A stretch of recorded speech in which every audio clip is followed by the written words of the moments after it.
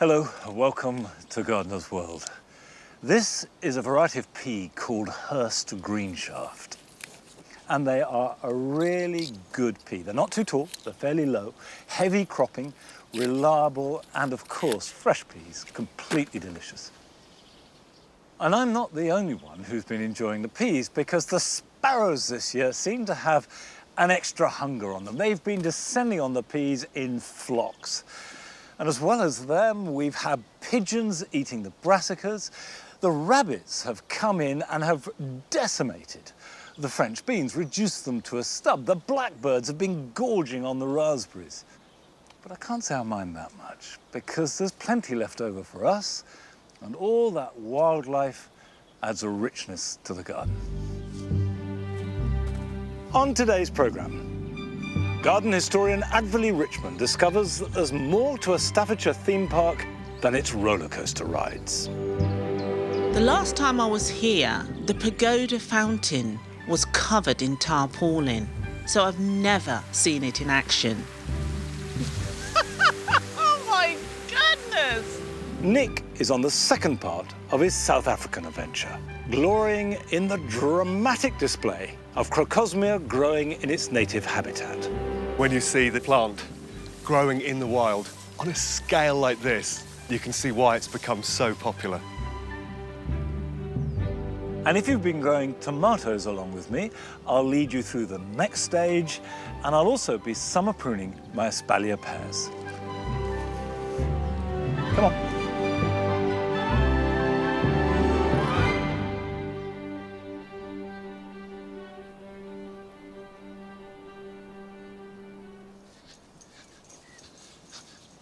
This way. Patty, come on.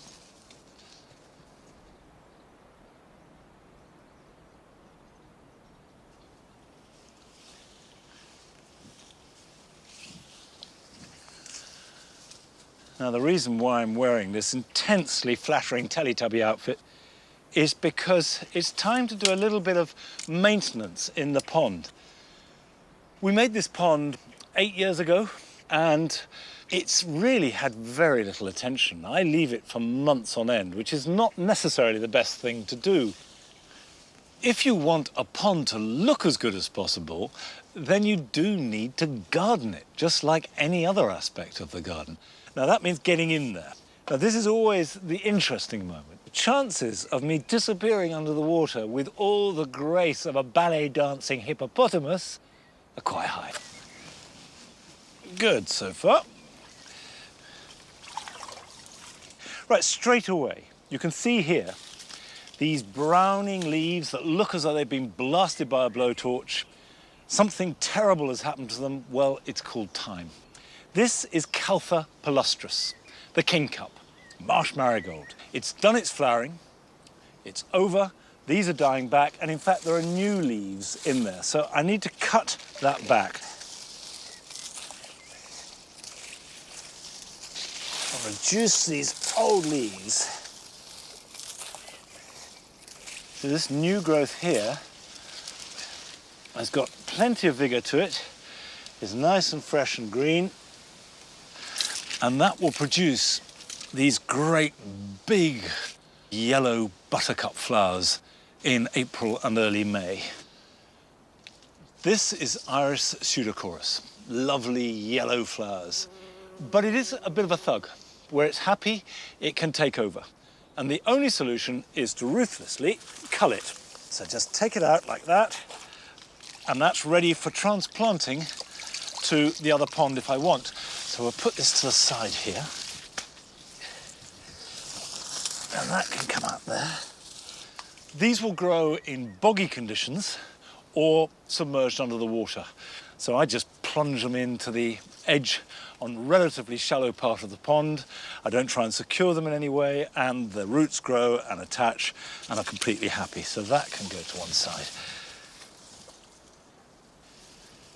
Now, what I want to do is use this rake just to rake the water a little bit to pull any dead leaves. And a rubber rake is ideal for this. And what you're really after, as well as actual dead leaves, is weed, blanket weed or any surface weed that you get on the water, because if that covers the sunlight, then plants below the water are not getting enough. And the reason why you get blanket weed or algae growing is the relationship between nitrogen in the water, which you get from decaying leaves, and sunlight. And it grows very fast. It's a really efficient plant. So what you need to do is to take out as many of the dead leaves to deadhead, take off the spent flowers and the spent leaves, and don't let them fall into the water. And that will reduce the nitrogen content, and also make sure that the plants you want are covering at least half the pond. And all this sort of matter needs to be put on the side like that, so any little creatures can get back in the water. Ever since we got this pond, almost from the next day, it has been a complete delight. And I would say to anybody, if you don't have a pond in your garden, make one. Big enough for a few plants and will be a magnet for wildlife.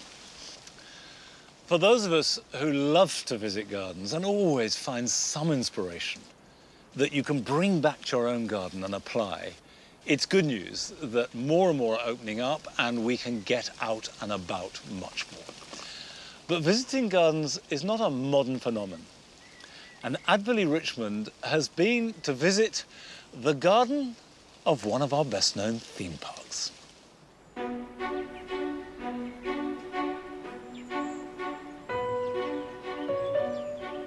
In recent weeks, Alton Towers has been a little quieter than normal.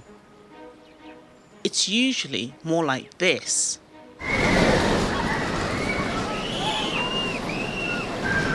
But although the rides are recent, this park is well used to visitors, because long before the roller coasters, it was the gardens that brought the thrills, all due to one rebel.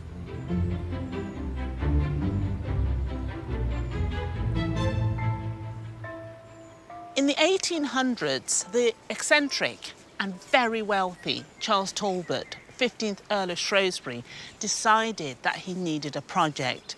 So he set out to create an unusual and extravagant garden from scratch.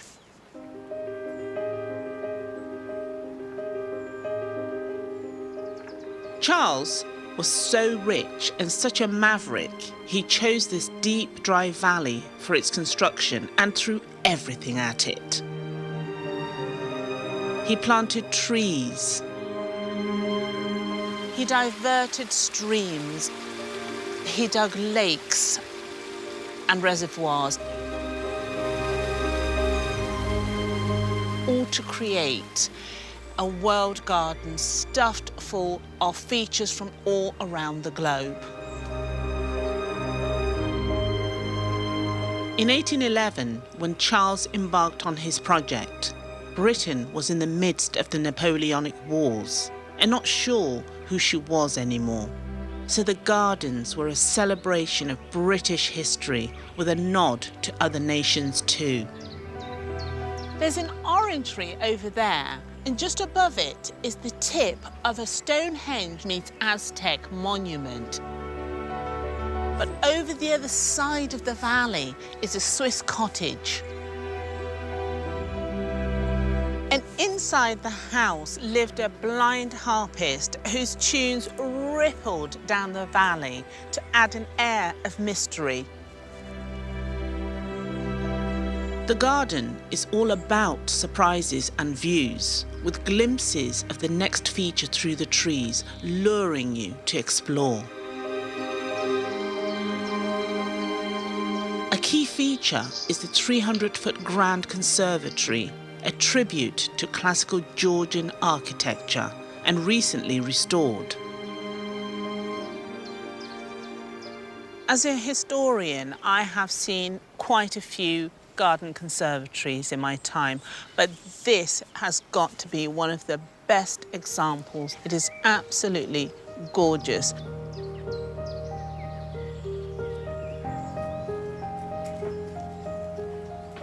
These rooms would have been packed to the gunnels with new and exotic plants. set within Charles's meticulous design, and all to delight his guests.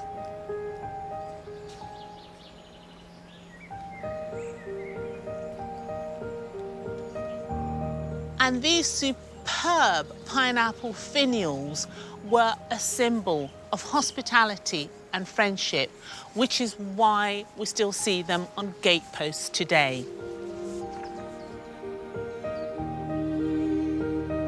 A rotunda sits next to the conservatory with a handy grotto underneath, and below that an Italianate colonnade celebrating Greek mythology, with the muses and a few gods thrown in for good measure.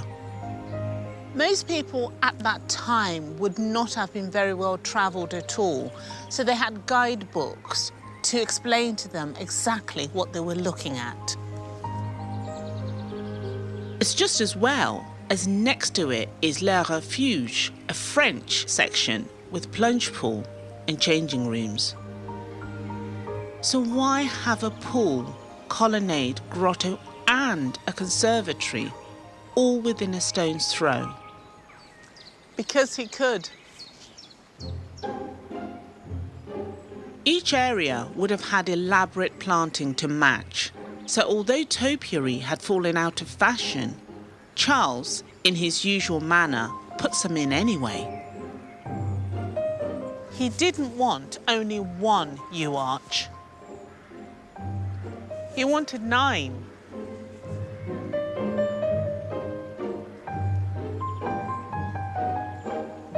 This whole valley is covered in paths. Fat ones, thin ones, steep ones, and many disappearing into the trees. It was partly to add to the entertainment, but also to cope with the sheer number of visitors. By the end of the 1800s, up to 30,000 people a day came for big events. And even in the 1930s, it was still going strong. Charles had created what was essentially a theme park, now with donkeys and hordes of people admiring the features and the water that pours through the garden. The fountains were, and still are, gravity-fed by a reservoir built 2 miles away and channeled by the lake's pipes and rills. And this is the key to the main fountain, and I think it looks just like the key from a corned beef tin, but on a bigger scale. The last time I was here, the pagoda fountain was covered in tarpaulin, and the water hadn't run for almost a decade, so I've never seen it in action. Oh my goodness! Oh, wow!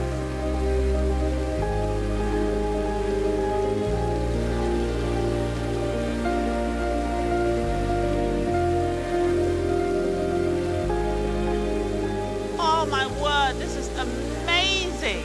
Absolutely incredible! The colours are so vibrant.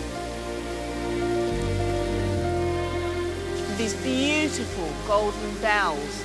It's just absolutely astonishing. The famous and very eminent Victorian garden designer John Loudon was rude about the pagoda and the garden, saying it was brash and uncouth, but there was history. Charles had consulted Loudon about his pagoda and then completely ignored everything he said, so I think it was a case of handbags at dawn.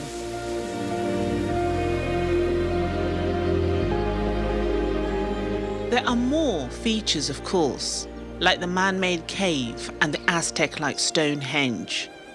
And as the valley made it impossible to see the house from the garden, Charles built a prospect tower. This was designed so that visitors had a view of all the main features. The Swiss cottage, the house, the colonnade, the yew hedge, even the conservatory. On Charles's memorial, there's reference to what he did to this dry valley. It says he made the desert smile. He certainly did. And for me, who needs a roller coaster when you've got a garden like this? 200 years later, it's still so amazing.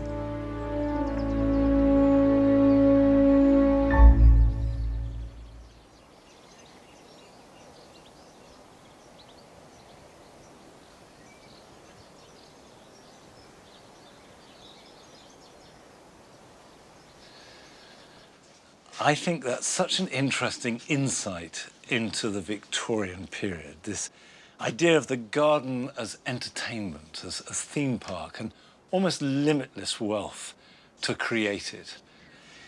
Now, these basil plants, I sowed these just 2 weeks ago. You can see that they've germinated, and now they're developing tiny true leaves, and that means they are ready to be pricked out. And the key thing about basil is to grow individual plants that are strong and healthy. I'm going to put them into plugs, so I will put compost in there. Now, basil is a plant that does well in a rich soil, so treat it well from the very beginning. Can you hear the swallows? These are the young swallows nesting. I feel completely privileged that they've chosen to nest in the tool shed.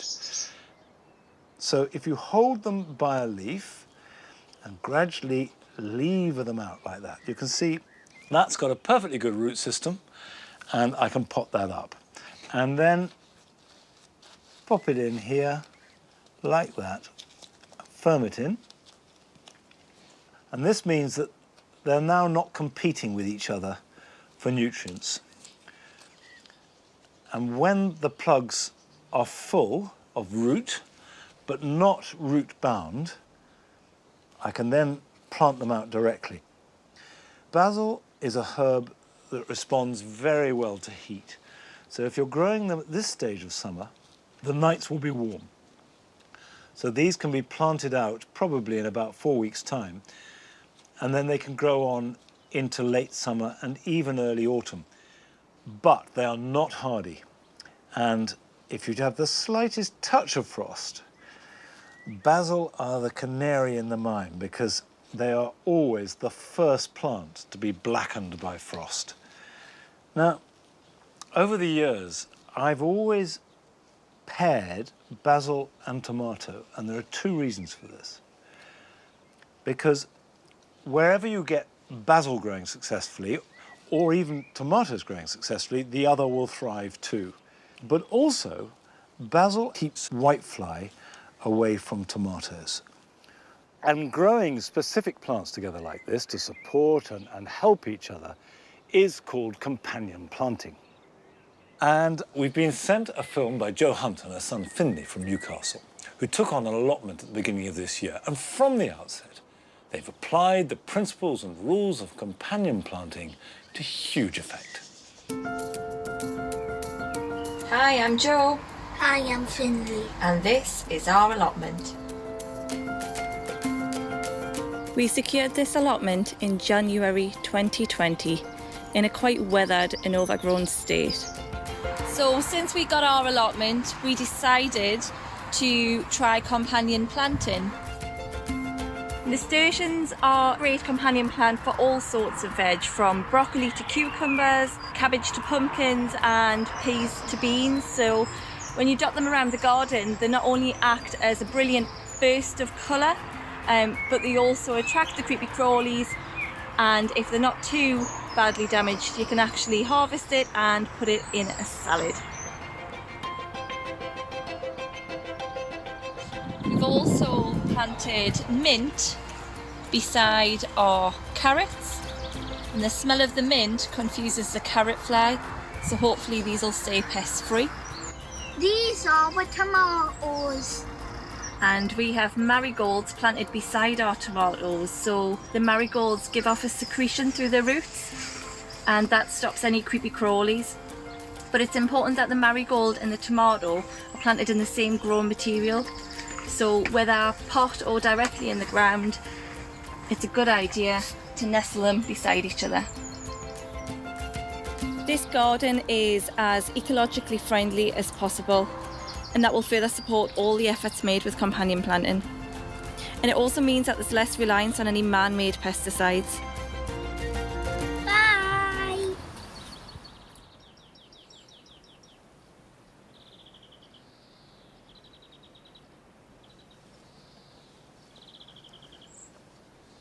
Well, I think Joe and Finley have made a terrific job, and it does show that you really do not need to use chemicals to control the pests and have a healthy and productive garden. And when you think they only took that allotment on this January, they have done a fine job. Now, the three sisters that I've got here are pretty fine too. I'm very happy with them. Of course, three sisters are the combination of sweet corn, courgettes, which are growing out here, haven't given me any fruit yet, but they will very soon, and beans. These are French beans that are flowering profusely. You've got tiny little pods already beginning to appear. The courgettes and the beans will be productive over the next week or two if we get a bit of sunshine. And the sweet corn, which are flowering, will produce the cobs round about 4 to 6 weeks' time. So it's a good combination. And this is the bed of the Gardener's Delight tomatoes that I sowed on the 1st of May. And if you sowed some then too, yours should be about this sort of size. These are cordon tomatoes and are grown up a single stem. And you can see there's little fruit, little green fruit beginning to form. And these will develop quite quickly and ripen quickly too if we get some sunshine. But also the plants will grow at the same time and get heavier, so they must be supported. And that means tying them in regularly. And you'll need to keep doing this. Don't let them flop, but tie each one in. And if you do it once a week, that means that they don't kink or bend and run the risk of breaking. And tomatoes are actually surprisingly hardy. You think of them as greenhouse plants, and the fruit certainly ripen better in a greenhouse. But the plant will grow well outside in a normal British summer, if there is such a thing nowadays. I also like to feed them weekly. And at this time of year, as they're starting to form trusses, feed once a week. Now you can buy proprietary tomato feed that's very good. You can make your own comfrey feed or use seaweed, liquid seaweed, which I do a lot too. But they are all high in potash, which is what they need to help them form fruits. What you don't want is lots of lush growth and no fruit. But you can also mulch around them at this stage to give them a feed. And if you've got plenty of comfrey plants, and if you have any comfrey plants, the chances are you have plenty because they grow very strongly and fast. It doesn't take a lot to make a liquid feed, so you're going to have excess. And what I do is just take the plants, chop them up. You don't need to strip off the leaves or anything. Just chop them up a bit so you've got a selection like that and lay them round each individual plant.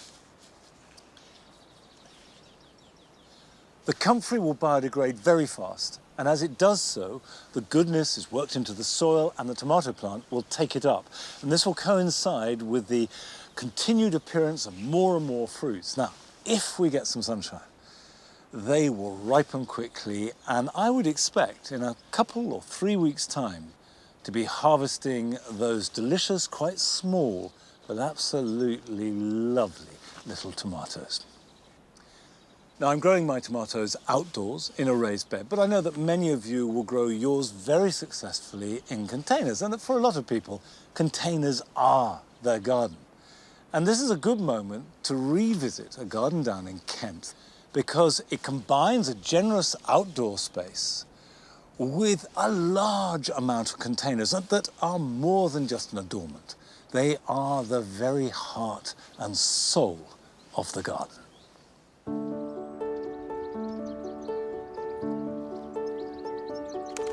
Seeing the colours dance Every day, this garden makes me smile.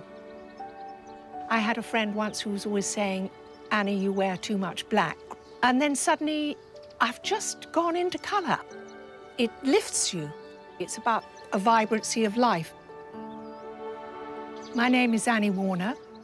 I knew from a very early age the importance of being surrounded by greenery, being immersed in plants. In my garden, I have 3 terraces. I have 150 pots. I love this feeling of things erupting out. I've got geraniums, cosmos, marguerites, but planted into the soil, I have got euonymus, pachysandra, and ivies to make a sort of ground cover. Evergreen, whether it's the ivy or the euonymus, grows up and sort of surrounds my pots and makes them part of the earth, so that you don't know where one begins and the other ends. And I love it that some of my pots I can't even see anymore. I haven't seen them for a couple of years, even longer, because they're now encased with ivy. It makes them feel part of the ground. I wanted the vibrancy of bright pinks, bright oranges, reds of different hues, because of the vibrational quality of it that I love. It merges with the green, they spark each other off. This is the first time I've had hanging baskets, and I love that feeling of flower and tendrils draping, falling down, meeting other plants coming up. 2 different worlds sort of merging together. I think of it as my living painting. It moves from season to season. The colours change because I might think, oh, that colour's not working quite right there, so I'll move the pot.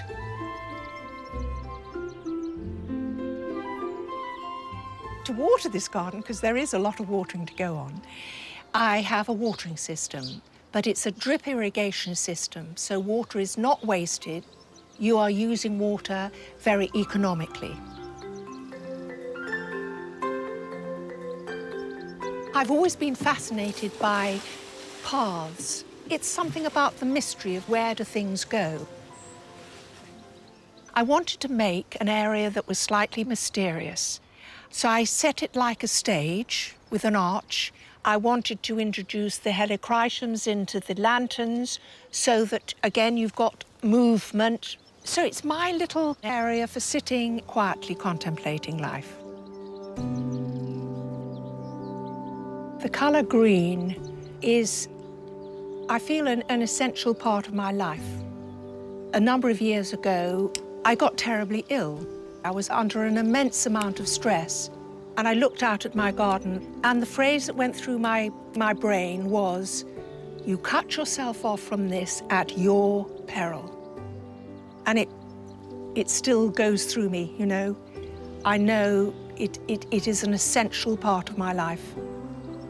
And I think the other great thing about gardening is it's a step into the future.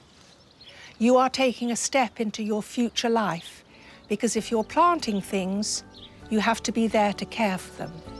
It's something that takes you forward. It's just a wonderful space.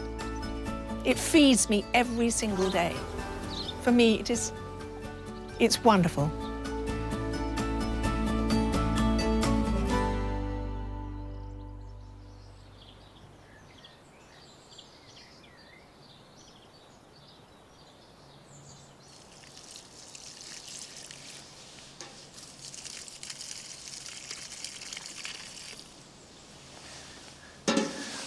I do so agree that we need to connect with that outside world. And the one thing I guess we've all learnt this year from our gardens is that we need them as much as they need us. It really is a two-way process.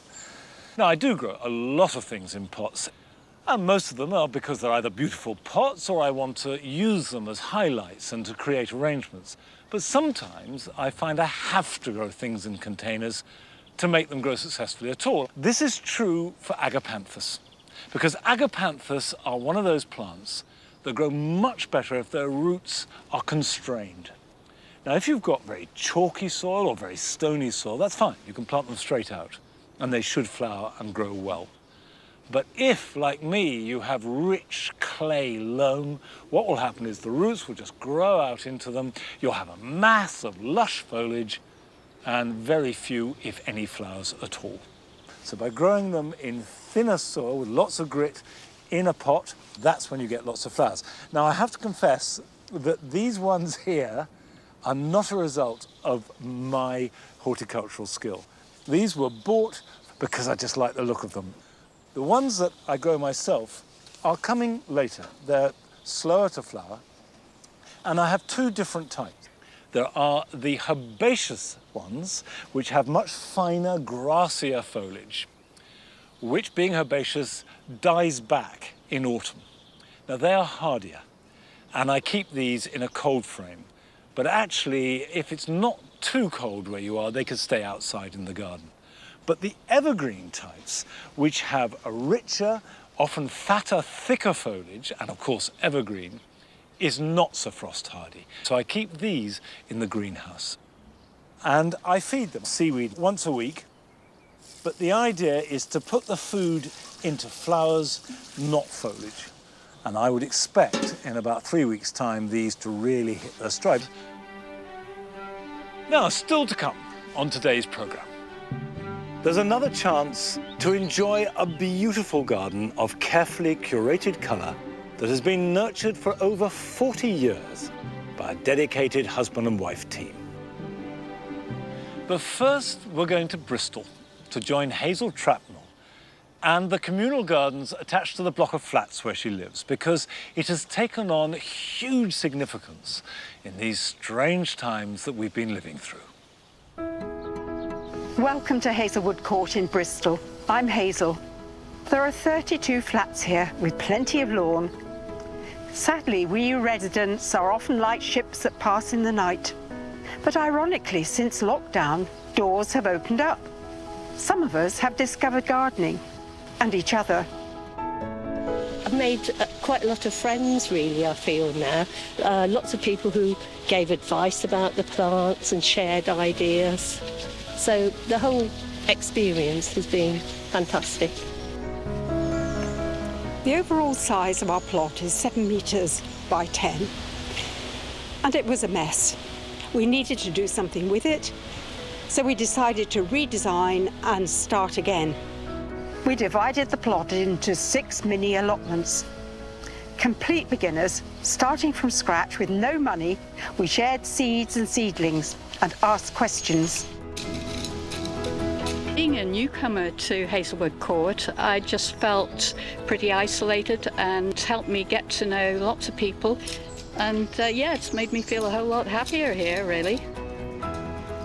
It's definitely been a challenging, quite stressful time work-wise, so it's been nice to come out at the end of the day and do a bit of watering and have a different focus that's not just being inside my 4 walls.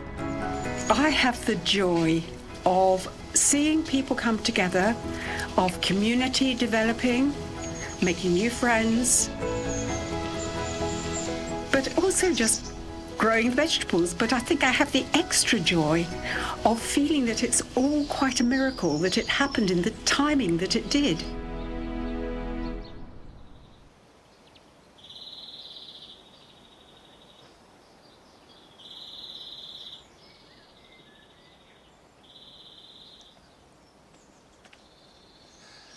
I think Hazel's experience is something we can all relate to, because although we may not have shared a space with other people and been confined to our own gardens, there has been a sense that this is something that we've all done together, and that communal spirit is really powerful.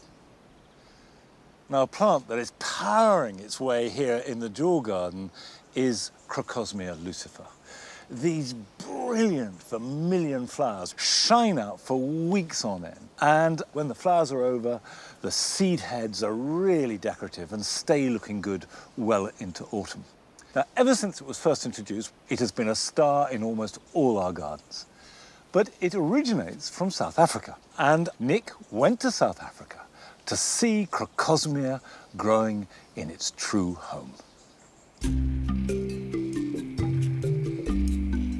rich, diverse landscapes of South Africa are home to over 20,000 species of plants, including some of the most spectacular.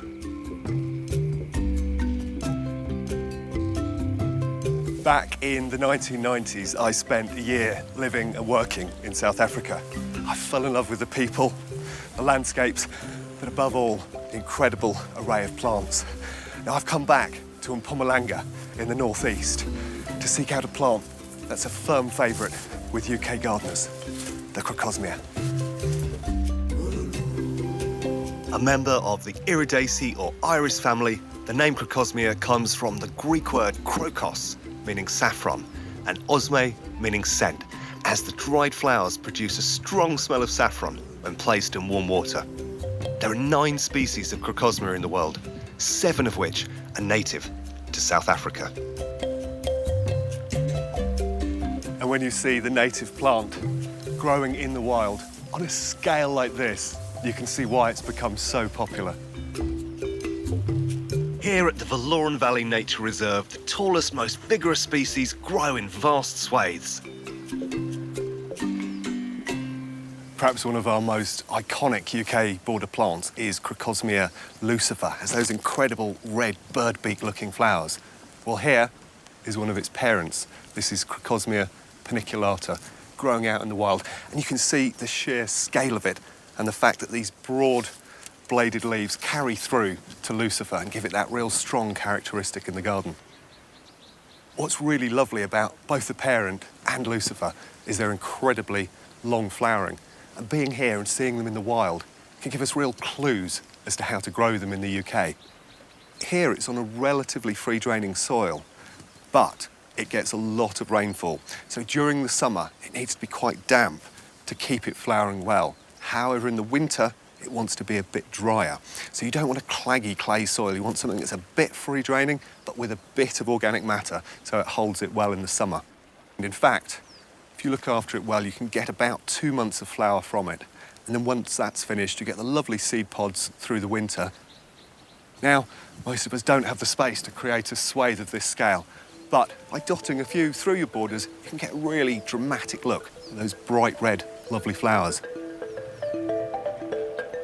Professor Craig Peter is a botanist at Rhodes University and has a special interest in plant pollination.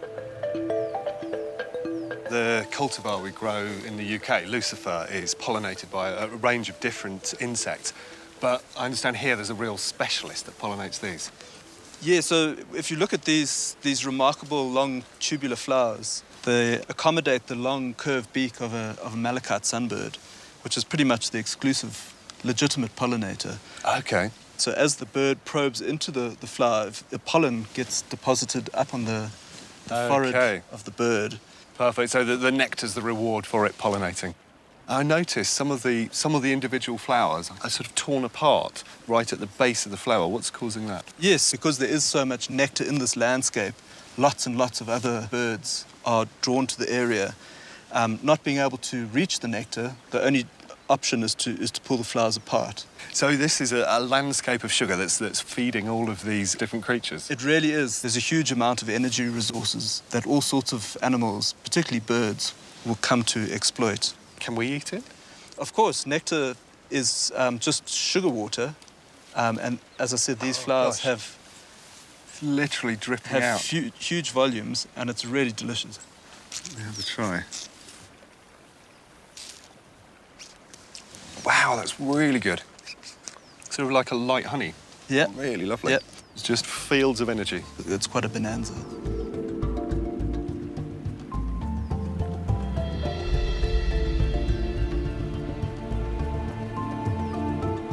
You know, South Africa is full of surprises. You can be walking down a lane and suddenly, kapow!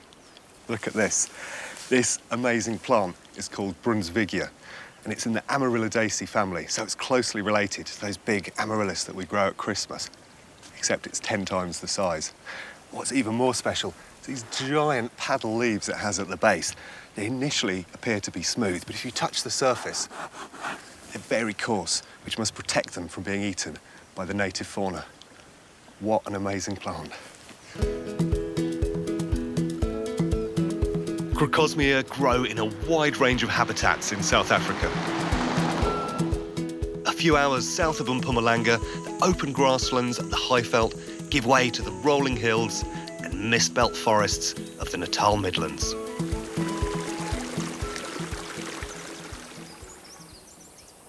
These indigenous woodlands are home to a host of beautiful South African species, like this little Streptocarpus, just growing away here by the path edge. They're also home to a Crocosmia that thrives in the dappled shade of the woodland canopy.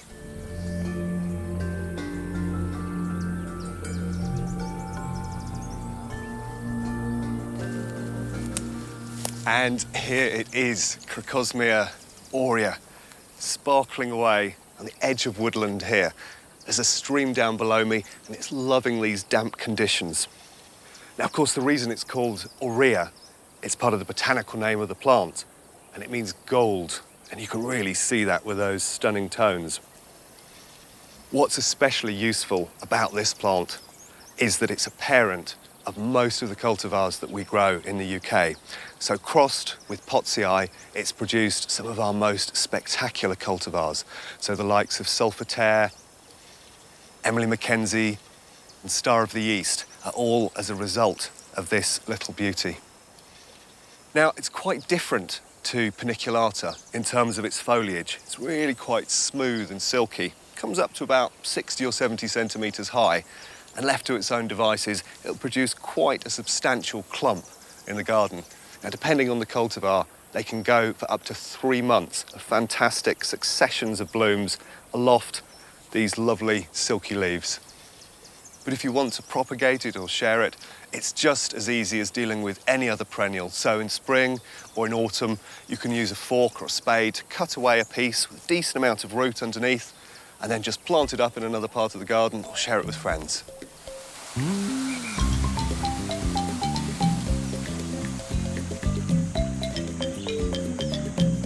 We have South Africa to thank for a huge range of the plants that we grow in our gardens. And it's been brilliant to come here and see Crocosmia paniculata and Crocosmia aurea, because of course they're the parents of the very best cultivars we grow in the UK.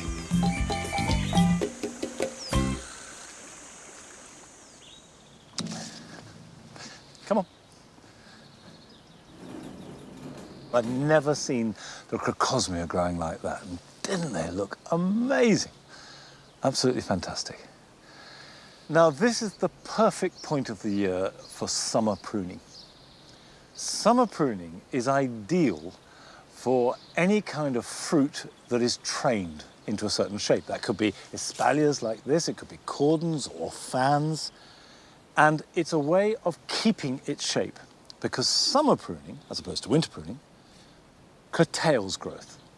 If I did this in winter, it would stimulate it with even more vigorous growth. That's why I use summer prune.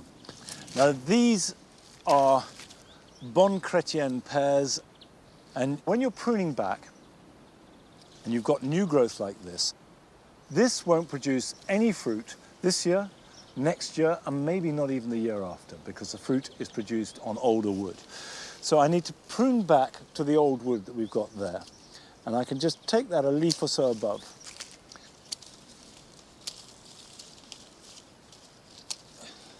You can see here that these are old wood with spurs, and the spurs are what will carry the fruit. And then there's slightly younger wood there, but still old enough to carry fruit spurs.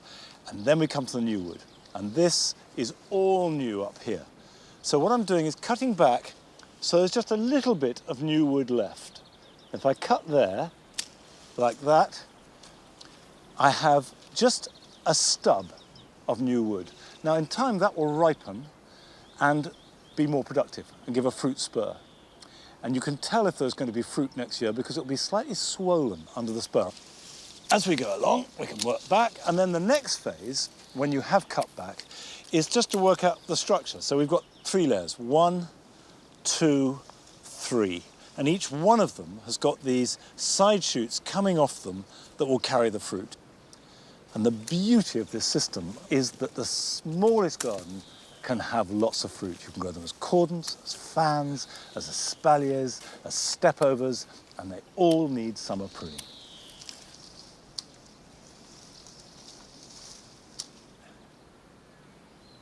These 2 rows of espalier pears divide the cottage garden.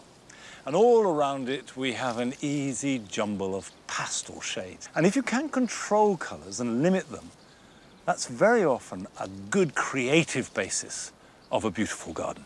And that certainly was the case when we went to Staffordshire to visit the garden of Margaret and Peter Hargreaves. We moved into the cottage in 1975. It was solely a lawn with an apple tree.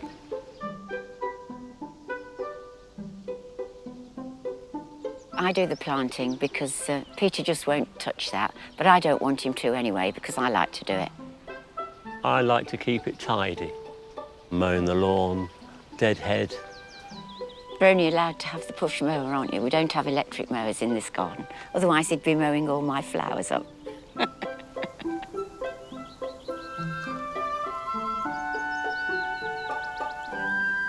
Colour is the main thing.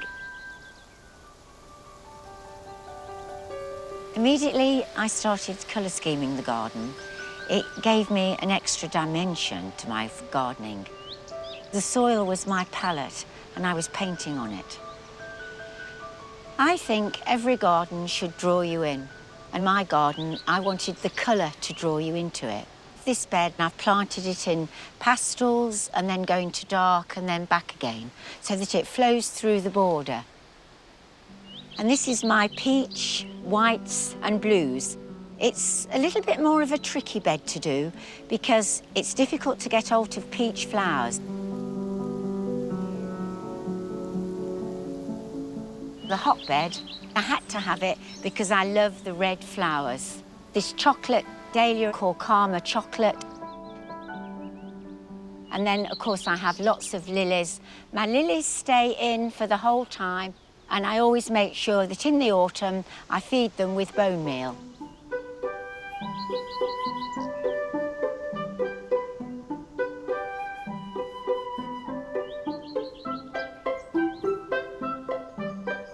This is planted in mauves, purples and silvers. It's important to use height in the garden so that the garden tears down. I'm very keen on foliage. It makes a nice backdrop to the plants. I've discovered with eryngiums that you must plant them at the front of the border, otherwise they'll just die on you or they won't flower at all. I call them unsociable. They must be on their own and have plenty of space. The thalictrums I particularly like. You can put it at the back of the border and you can also have it at the front of the border because you can see through it. And I think that gives it rather a sexy look.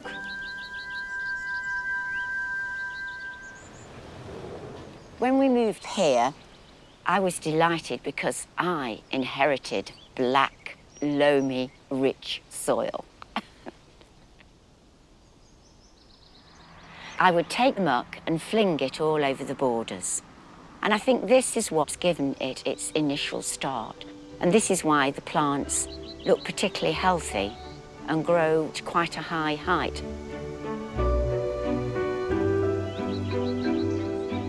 It's just sheer love.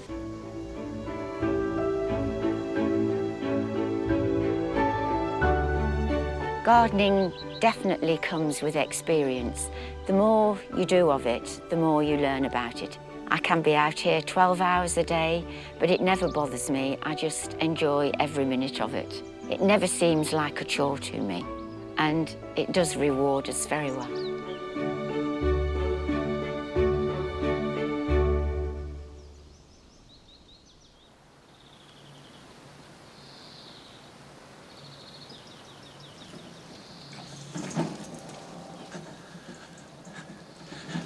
I do think that the combination of Margaret's eye and Peter's care and tending for the garden has created something that looks to be really special.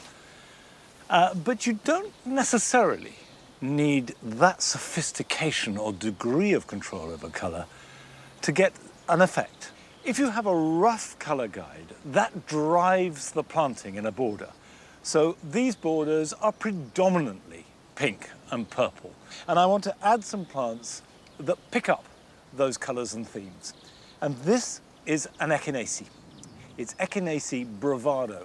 These are daisy flowers with big open petals and the cone centre that butterflies and bees absolutely adore. They come into flower in August and then go on through into September. The downside of Echinacea is that they can be very short-lived. And you can buy them and plant them, and they look fantastic the first year and maybe even the second year. And you come to look for them in the third year and they've gone. They've disappeared completely.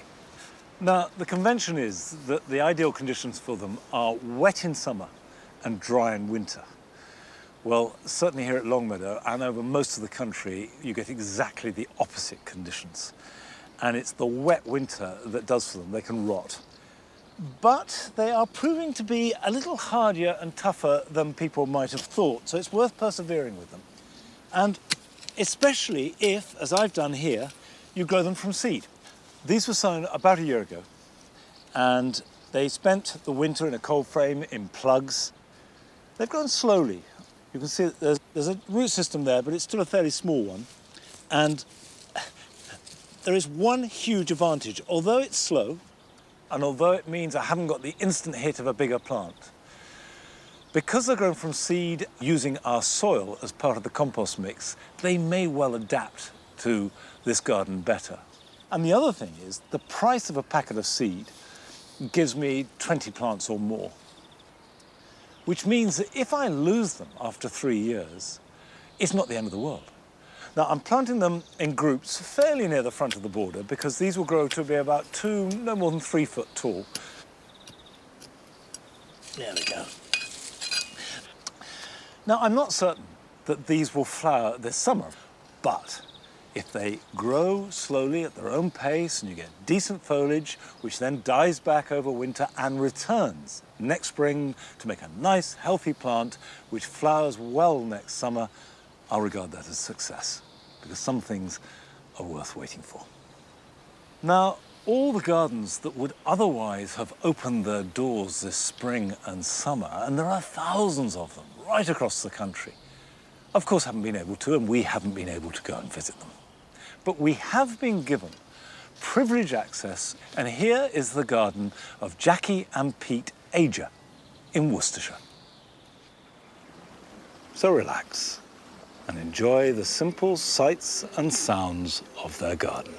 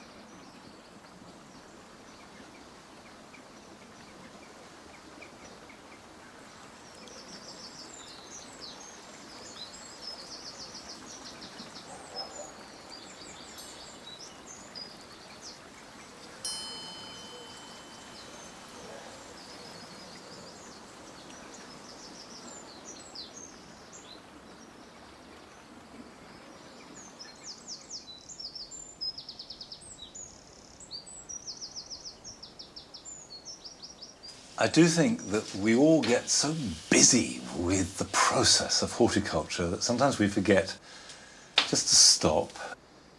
Now, I've been busy in here, actually. This is very much part of the engine room of Longmeadow, and at this time of year, where I grow cucumbers and gherkins. So I grow them in pots which are half full of garden compost, and then bring them in here where it's not only hot, it's fairly moist too, and I water them very thoroughly. And you can see they're growing very well indeed. This is a variety called Burpless Tasty Green, and we've already got quite a few on here. I'm often asked how you know when a cucumber is ready for harvesting. Well, as good a guide as any is to look at the end. You can see if you've got a small one like this, it's got a much more pointed end to it compared to this one here, which is much more rounded. This is absolutely ready, and I will certainly harvest that today. On this side, I've got gherkins growing. Now, gherkins essentially are a form of cucumbers, of small cucumbers. And you can see that I planted these out on the 26th of June, and already I've got good fruit. And these are plenty big enough. In fact, you can harvest gherkins any size you want. And the secret of gherkins is just keep harvesting, and they will produce more fruit. But you grow them in exactly the same way. Lots of heat, lots of water, and plenty of feed, and they will go on pumping out those delicious little gherkins. Now, I need to cut this back and try and tame it a little bit. So that's a job I need to get on with. And while I'm doing this, here are some jobs for you this weekend.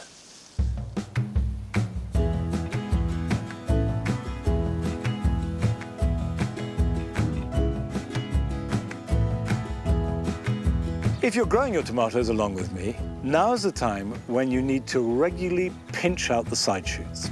These are the strong growths of 45 degrees between the main upright stem and the leaves. Mediterranean herbs like this sage have now finished flowering and are setting seed. So it's a good time to give them a trim. This will stop the plants getting straggly and provide fresh leaves, which are much nicer to use in the kitchen. It's not too late to sow some late flowering annuals like calendula and cornflowers. And as well as adding late colour to your borders, this will give insects pollen and nectar to feed on over the coming months.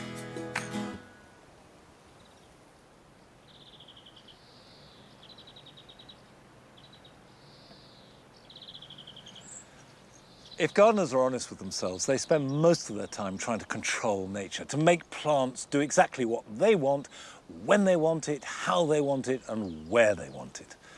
But sometimes nature fights back and wins.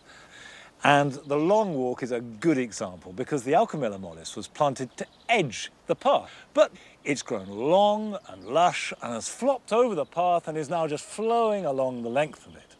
And the Acanthus spinosus, planted well back, not least because it's very prickly, and also because we wanted these upright spires of flower in between the box, has leaned in and is doing its own thing. And the result is much better than anything I could have designed. But that's it for today. I'll be back here at Longmeadow at 8 o'clock next Friday. So until then, bye-bye.